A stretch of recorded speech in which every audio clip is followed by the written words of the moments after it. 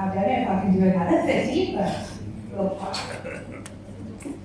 Okay, first of all, let's start with the interns. A lot of you are asking me what's going on at the moment. I'm going to quickly just run through what is required from everybody, and then I'm going to talk about the deadline of June and the deadline for the logbooks. Okay, and then we can go from there. And if you have any questions, can I do like 5-minute questions afterwards before we do breakfast? Bianca? Is that all right? Okay. So first of all, people ask me, what should I do first? Must I do my logbook first? Must I do my NQ4 first? When can I write my PDE? A lot of you, I can see so many of the people that have been with us for years and years, so you're going to find this boring, but we just recap for the others. People ask me, what should I do first? You must do your qualification first. The reason why you need to do your qualification first is it takes so long for CETA to do your CETA certification. And the process of NQ4 is not quick. So it takes you about 8 months to finish your NQ4, and then while you're waiting for your CETA certificate, you do your logbook, because your NQ4 feeds your logbook. And then when you get your CETA certificate, you can write the PDE4 exam. So technically speaking, between your 13th and 18th month of being an intern, you can actually qualify as a full status estate agent. But most of you start with the logbook first. And you can't submit it before your 13th month in the industry. So you're actually wasting a lot of time. So it's better to start your qualification first. Now the new qualification is coming in June next year. It's going to be called the occupational qualification. It's an occupational certificate. And the whole process of that is going to be shorter than the current one. And we don't know how the board is going to do a logbook and all of that. So we'll have to wait and see, and maybe next year I can do a new update once the board has sorted themselves out. Okay, so it's qualification, then logbook, then your PDE exam. Who can get exemption from NQ4? A lot of people phone me and say, Salma, I've been in the industry for 20 years, does my experience count? Unfortunately not. The only way you can be exempt from NQ4 is if you have a 3-year degree or a 4-year diploma, and it has to be South African. So if you do the overseas qualification, you first have to get it you have to put it through a whole process of getting it approved before you can actually apply for exemption. So they first have to do an equivalency to see whether they will grant you exemption from that degree. So the most important thing that you must remember is only if you have a 3-year South African degree or a 4-year diploma can you apply for exemption. And you have to do it directly with the EAB or the PPRA. Training providers are not allowed to provide you with exemption. If you don't know whether you'll be exempted, you can always email me. I will do it free of charge, quickly check, send me your qualifications, let me see if you can apply for exemption, because obviously we want you to go the quickest route and get yourself fully qualified. Currently the exemption costs 2,021 Rand. It's a hell of a lot of money for a few pages that you need to submit to them, and it takes them about 3 to 4 weeks to let you know that they've received it. So as I said, there's my email address. You can always email me, and I will gladly check whether you can apply for exemption from NQ4. Exemption of the logbook. The only way you can be exempt from the logbook is if you were registered for the first time prior to the 1st of January 2013. Okay. So if you had your first FFC in 2012, you left the industry for a few years, and you then rejoin, you don't need to do the logbook. Okay, that's important. A lot of people also ask me, what is that green tick behind my name? Does it mean that my logbook is done? You must know if you've handed in your logbook. Okay? The only way that little green tick will mean that you've done your logbook is if you've received a letter from the board telling you that you are fine. So if you are 2013 and after first registration, you need to do your logbook. No ifs and buts. Why is there a tick? It says that your internship period has expired, because you only have a 12-month internship period. So most of the time that tick indicates that your period has expired. You can actually submit your logbook. That tick is misguiding it. It actually tells you you are ready to submit your logbook. So only for the people prior to 2013, January 2013, that tick means you don't need to do it. But you know how the board is. They don't let us know what that tick means. You have to interpret it. All right. So only everybody, first FFC, after January 2013, you need to do a logbook. And you won't be able to write your exam without doing the logbook. And a lot of you go and apply to do the exam online, and then you all of a sudden realize that they're requesting a logbook, and then you're in a fear about it. I'm going to tell you about now how we can help you. Exemption based on age, that was up until about 6 months ago. There was a 60 plus exemption that has fallen away. It's become completely obsolete. Okay? So if you waited, if you snoozed, you lose. Okay? So you now have to do your whole thing, and you cannot apply for exemption based on age. Exemption of the PPE exam, it's non-existent. Okay? How can I be exempt from the exam? Only if you were registered. And let me get a show of hands. Who was registered every year, 2003 to 2008? Okay. Now you guys could have applied for PPE exemption. Nobody else. All right. The rest of us had to write the exam. Is that making sense? Right. Bad news, hey? Okay, so let's discuss the summary of the latest communique. Now, all of a sudden, the board has been bombarding us with emails, which is great because they never communicated at all. So now they've said that everybody needs to have done their qualifications by 30th of June 2023.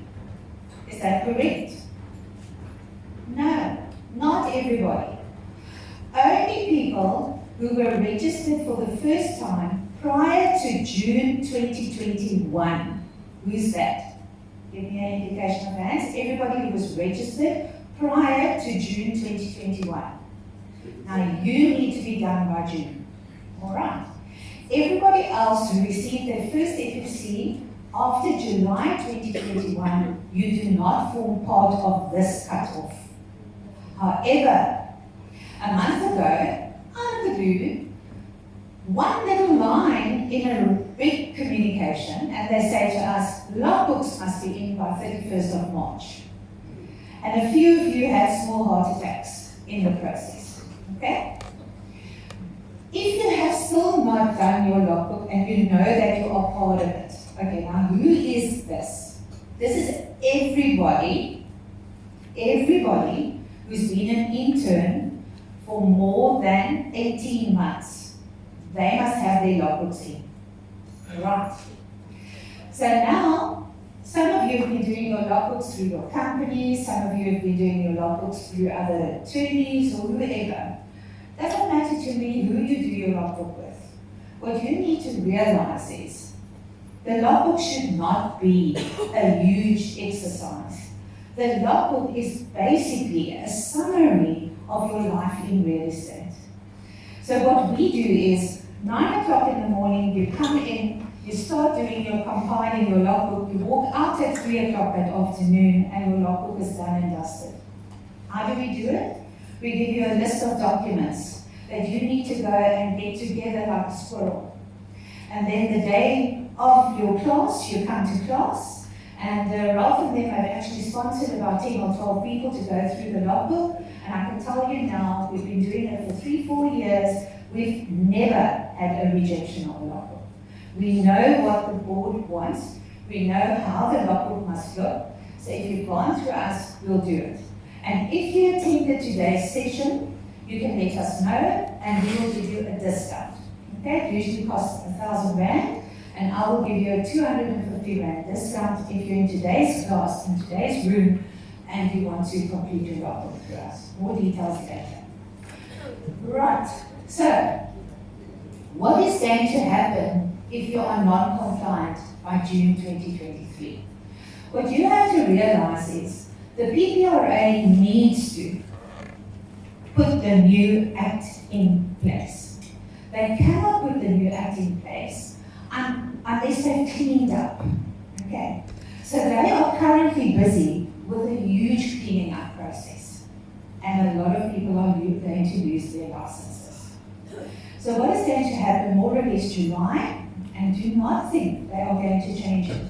I've got it from very good authority that this deadline is the deadline. That's why they've been putting in so many exams and stuff to get people through. So what's going to happen is in July, most of the incumbents will receive a communication from the board stating that you've not met the education requirements, therefore your FFC has been withdrawn. Even though you've got an FFC, which is issued to you, if you go onto your profile, you will see that it says withdrawn. Okay? So it's no longer valid. That means that as principals, if a principal gets deregistered, they may not employ anybody. Okay? They basically, their company is put on hold. They may not have agents, they may not pay out commissions, so it is imperative that a principal gets their act together. That's number one. Secondly, you as the agent may not be employed in any capacity, okay, as an estate agent, and the principals cannot be principals. So in other words, what they're saying is non-compliance means you're out of the industry, but only for a short while. So principals may not employ property practitioners whose FFCs have been withdrawn, or allow them to participate in the activities of a property practitioner. Hence, you cannot operate and you cannot receive the benefits thereof. So if you've done a sale in April and it registers in July, and your FFC has been withdrawn in July, you cannot get the car. So, attorneys are requested to ask for your FFCs. In July, they will have to physically go and check whether those FFCs are still valid. They cannot pay out commission to a company that doesn't have a valid FFC, and they cannot pay out to an agent who doesn't have a valid FFC. So a seller will be advised to keep the money back, all right, and allow you to make ends meet. So you have to now go and get everything together, and then they can pay out your car. But they can also choose not to pay out your car. So it's the seller's prerogative to decide whether he wants to withhold your commission and pay it to you at a later stage once your FFC has been reinstated, or they can decide, no, I'm working with an unregistered estate agent. Sale is still going through, we're going to talk about it just now, sale still going through, so the company can receive commission that you as the agent can't. All right, so can we put the phones on silent, please? You may reapply for your FFC once you're compliant. So in other words, they're not saying you can never be an estate agent again. They're going to give you a time frame in which you can then, but you'll have to apply for it. There's going to be penalties for every single month. Those of you that left a company and you never deregistered yourself with the board, and now all of a sudden you come back in the industry and you're faced with huge fines, that is the way it is. If you're not deregistered with the board, for every month that you don't have the FFC, you are fined. And this is the same principle that will apply. So in other words, for every month that you are non-compliant after your FFC has been withdrawn in June or July, you will then be charged a fee. So at the end of the day, the moral of the story is, if you still know of people who haven't started their qualifications, who haven't done their logbooks, who haven't written the PPE, that are still hoping for it to go away, I have very bad news, okay? You need to get yourself sorted. So what do you need to do? You can't just assume the board knows about you. Do you know, to us, that we are to them we are a 7-digit number. That's what we are. They really don't care about who passed away and that you had COVID and that you were in a car accident and terrible things that happened to you. The board just says, you've known about it for many years, you need to sort yourself out now. Okay. So first of all, you would have received, if you did your NK4, you would have received your CETA certificate. Okay? Go and check in your profile and see if there's a tick next to NK4. If there isn't a tick next to NK4, they haven't received your CETA certificate.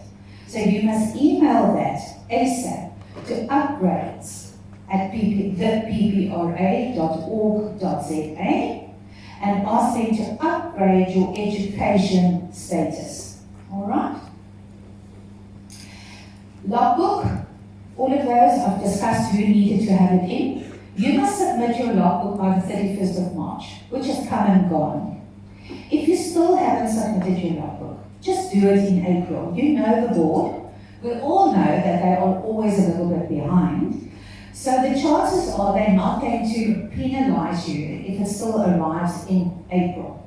But I mean, really, they want it. They've given you a deadline. Don't play with fire. Okay? If you've been a registered intern for more than 24 months, so in other words, you are now starting to become a career intern, and you've still not done your qualification, you must immediately enroll for your qualification. And you do it what we call via the RPL method, recognition of prior learning.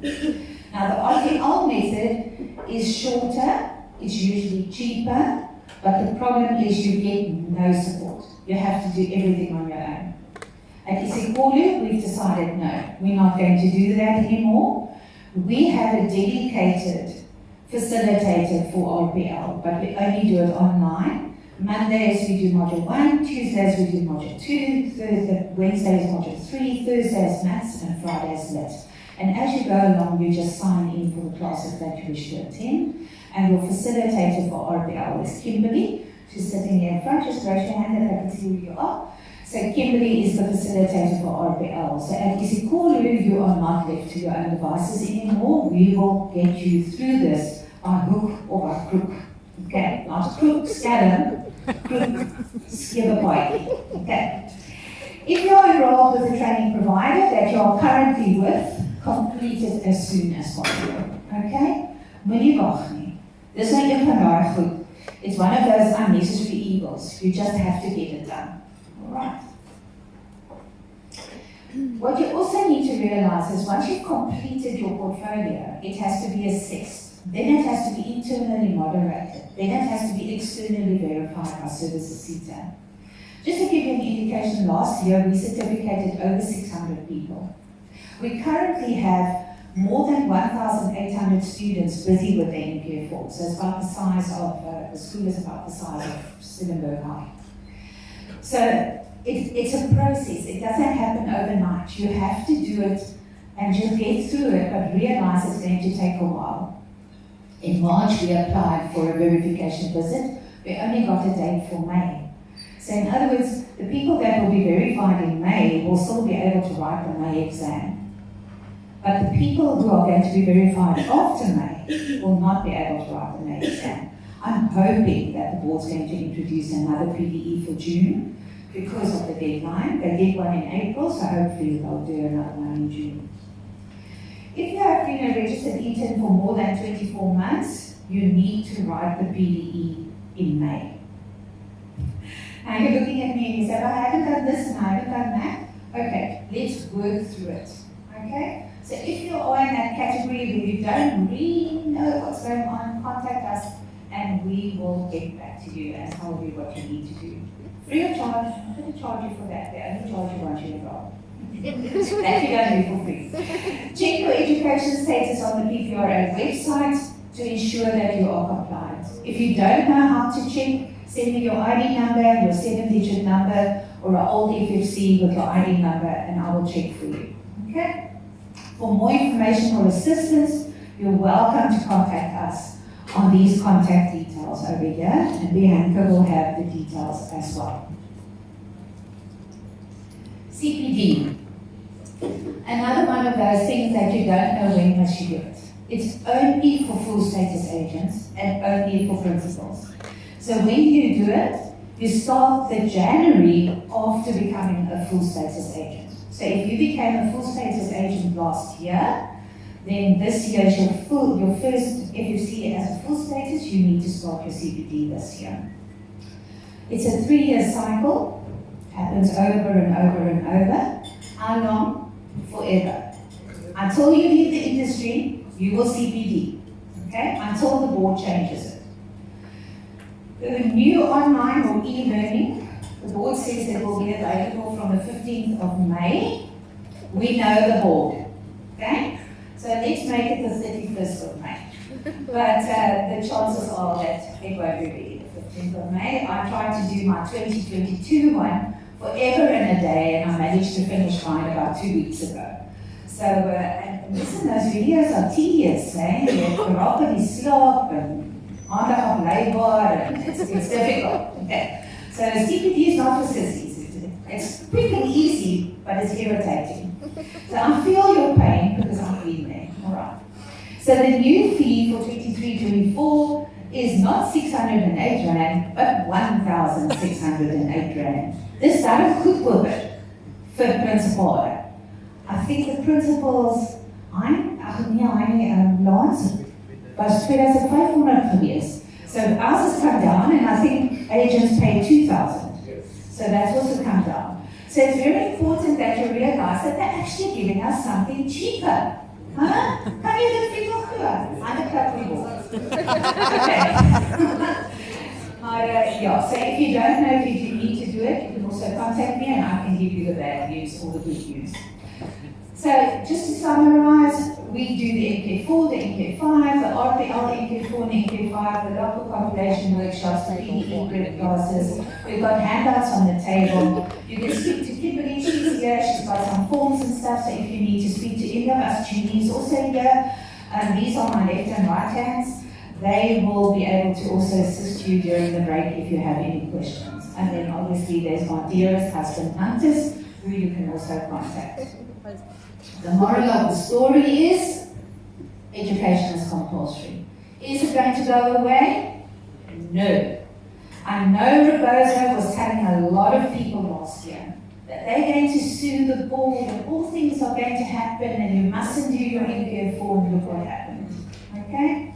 And I actually had it from good authority yesterday that Rebozo is now in conversations with CETA and the board and QCDA to see how they can have a symbiotic relationship to get things going quicker.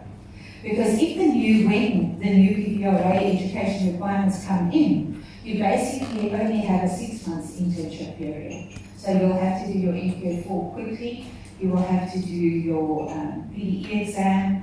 I don't know if there's going to be a logbook. So there are so many uncertainties, but at the moment what is certain is that the current qualifications remain the same. Nothing has changed. Okay. Thank you. That's the summary of the board. Thank you for that. Let's start now. Would anybody like to ask me a question or you're hungry? Ons is altyd lekker, maar onsekerheid is erger. Yes, what? I just want to know the enrollment dates for the PDE already. The April exam is currently open for registration and I think it's closing this week. And they said they are going to do no email. You have to register through the site, okay, through the My PPRA. I think it's closing tomorrow, the April exam. And only once the April exam is closed, they will open up the May. So you must always go and look under the latest drop-downs of PDE to see when the registrations open for the next exam. Okay, I will actually check during the break and then I will quickly tell you when we start our next session. All right. So you can't register for the May exam as yet. They're still busy with enrolling people for the April exam. Then people also ask me, do I need the study guide? You cannot write an open book exam without the study guide. The study guide is what the exam is about. Okay? So beg, steal or borrow, I'm sorry to say, because the board is so slow and they don't have stock. So if you are going to apply for a copy from them now, you're going to get it towards next year. Okay, so it's no use. You need to get one from the office. It's the same book, it's been the same for the last 15 years. It's outdated. Some of the tables and stuff, but the content is still correct. All right. Any other questions? Yes? Sorry, did you say that the exam is an open book exam? It's an open book exam, and they are no longer doing it online. They're back to classroom. So in Durbanville, us Cape Townians, we write in Durbanville at the Durbanville Centre. And yes, it's an open book exam. But you still have to prep, but don't study. You only got to book at your corporate yearly as well. Okay? You can't remember 560 pages unless you're a Mensa candidate. 1,600. That's the principal's one. Yeah, the principal's one is even worse. It's 2 volumes. 2 thick volumes. Heb ik je vraag beantwoord? Ja. Another question? Yes? On the last verse, Yes. you said April this year is deadline. Is that for people who registered, received their first FFC before June 2021? Yes. So obviously, one something that we want to argue. Yes. Yes. Yes. Okay. So a lot of you are stressed, and then there are a few of you waiting for FFCs. Who's in that category? You've applied and you're waiting forever, and you're waiting. Sorry. Unfortunately, your internship period only starts on the date of issue of your first FFC. So it's not how long you've been employed with your company, it's when your FFC gets issued. So you have to bug them the whole time. But they've been off for the last 4 or 5 days. One can't get hold of them. Yesterday morning their phone was dead. It was just a long beat line. So yeah, it's difficult to get hold of the board. Alright, but we have a lady in Joburg, nothing affiliated to us or anything, who for 300-400 rand goes into the board and does it on your behalf, goes and sorts out your queries. She used to work for the board for 35 years. So she knows who to speak to. But she doesn't work for me or anything, I don't get kickbacks, but I want to help you. All right. Anybody else? Yes? Yes. Yes. Yes. Remember, your qualification never falls away. It is a degree or a diploma certificate that you're going to have with you for the rest of your life. So I did my BA in the 80s. Nobody can take it away from me. It's still valid. And it's the same with your qualification. Even if the new occupational qualification comes in, certificate comes in, your 59097 certificate will never fall away. And the new PPRA Act actually allows for all old qualifications to be accepted. Except the old board exam of the 90s. Okay. Anybody else? Okay. So thank you for that. I hope you enjoy your breakfast. I don't know, Bianca, would like come on Skype? Yeah. Okay, so we're going to have breakfast. Let's make it 30 minutes. We're all busy people. So let's have breakfast for 30 minutes, and then I'm going to start with the PPRA Act and counter offers and agreements of status. So they want to come back a bit.